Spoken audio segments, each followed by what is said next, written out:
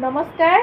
আজি 1 মে দিৱস আৰু আজি খুব ভাল লাগিল। এক্সেছ বাৰ্ছৰ আজি এটা মোৰ ক্লাছ হ'ল আৰু তেখেতৰ ভৰিৰ অলপ প্ৰব্লেম থকাৰ বাবে তেখেতে মোক ইয়ালৈ মাতি দিলে বেলতলা ছাৰ্ভেলৈ আৰু মই তেওঁক আজি এক্সেছ বাৰ্ছৰ ক্লাছটো কৰালোঁ। মোৰো বহুত বেছি ভাল লাগিল।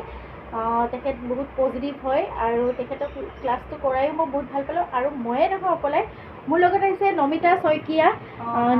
নমিতা আৰু মই একেলগে দুইজনীয়ে ক্লাছটো কৰিলোঁ আৰু আজিৰ পৰা আমি হ'ল আগতেও আমি ক্লাছ কৰিছোঁ, তথাপিও মানে এতিয়া আমি আকৌ নতুনকৈ একেলগে ক্লাছ দিবলৈ আৰম্ভ কৰিলোঁ।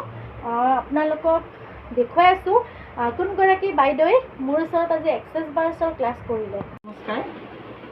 মই প্ৰথমে এক্সেছ বাৰৰ যি দুগৰাকী সদস্য আজি আহিল, মই তেখেতসকলক মই মাতিলোঁ, কিন্তু মোক খুব ভাল লাগিলে। তেখেতসকলে যিটো মোক দিলে, যিখিনি তেওঁলোকে ট্ৰিটমেণ্ট কৰিলে, মোৰ যথেষ্ট ভাল লাগিলে। কালি মই ফেচবুকতে পালোঁ তেখেতসকলৰ নাম। মই বহুত দিনৰ পৰা কেইবাটাও বেমাৰত ভুগি আছিলোঁ, কিন্তু যেতিয়া মই পাই পেলাই তেখেতৰ লগত মই ফোনেৰে কথা পাতিলোঁ আৰু খুব ভাল লাগিলে। তেখেতসকলৰ ব্যৱহাৰ ভাল লাগিলে আৰু তেখেতসকলৰ বিষয়ে গোটেইখিনি মই চালোঁ, সেইখিনিও ভাল লাগিলে। সেইকাৰণে তেখেতসকলক মই মাতিলোঁ আৰু মোৰ ভৰি বিষ কাৰণে মই তেওঁলোকৰ তালৈ যাব নোৱাৰিলোঁ, তেওঁলোক নিজে আহিলে।